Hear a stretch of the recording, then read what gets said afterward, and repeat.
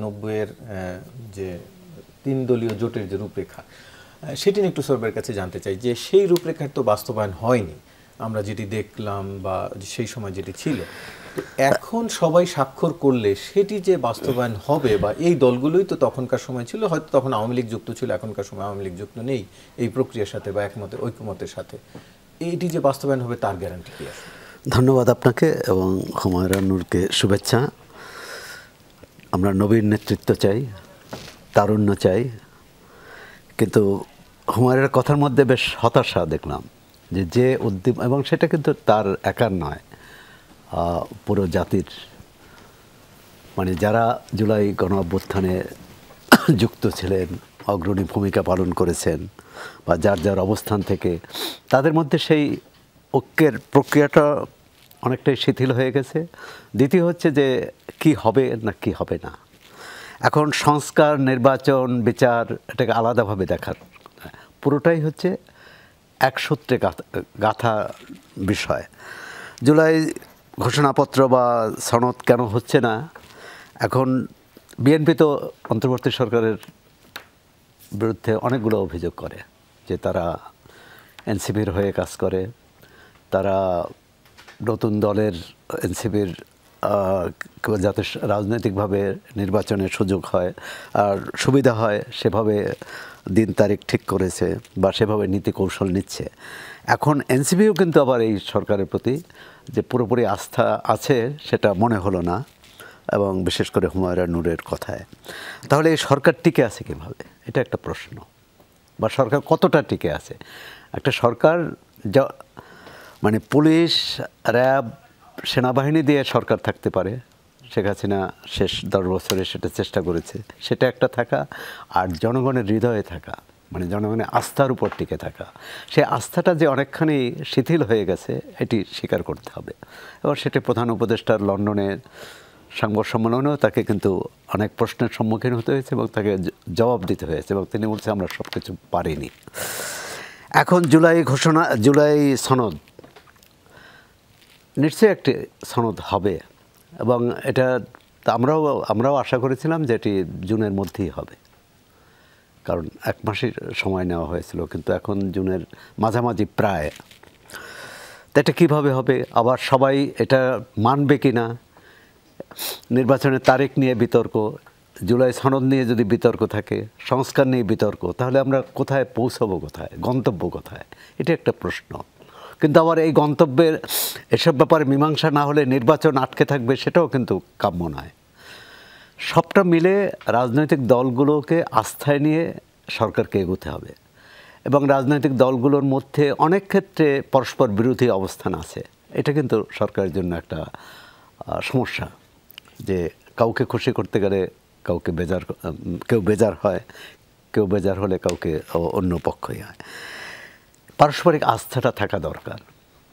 সেটি এনসিপি বিএনপির ক্ষেত্রে যেমন, জামাত ইসলাম বা অন্যান্য দলের ক্ষেত্রে, বাম দলগুলোর ক্ষেত্রে এক ধরনের আস্থার ঘাটতি আছে। এই ঘাটতিটা কাটানো দরকার, নির্বাচনের জন্য অবশ্যই, সংস্কারের জন্য এবং বিচারের জন্য। যদি সেটা কাটানো না যায় তাহলে কিন্তু একটা দেশ সংকটে পড়বে। কিছুদিন আগে যেমন একটা সংকটে পড়েছিল, যে আমার যতটা মনে পড়ে, বিএনপির কর্মসূচি ছিল নগর ভবন কেন্দ্রিক, এবং তার বিপরীতে একই দিনে এনসিপি কর্মসূচি নিল নির্বাচন কমিশন ঘেরাও, এবং দুটো এক ধরনের মুখোমুখি, যে এরা নগর ভবন ঘেরাও করেছে, আমরা নির্বাচন কমিশন ঘেরাও করছি। এবং এর মধ্যে এনসিপির একজন নেতা তো বললেন যে এই নির্বাচন কমিশন দিয়ে নির্বাচন হবে না, মানে এই নির্বাচন কমিশন আমরা মানি না, মানে পুনর্গঠনের কথা বলছে। এখন ধরুন সব কিছু হয়ে গেল, কিন্তু যে কোনো একটি দল যদি বলে এই নির্বাচন কমিশনের অধীনে নির্বাচন হবে না বা নির্বাচন হলে আমরা যাব না, তাহলে তো সব কিছু, সব সনদ, সব আকাঙ্ক্ষা, সব কিছু ভেস্তে যাবে।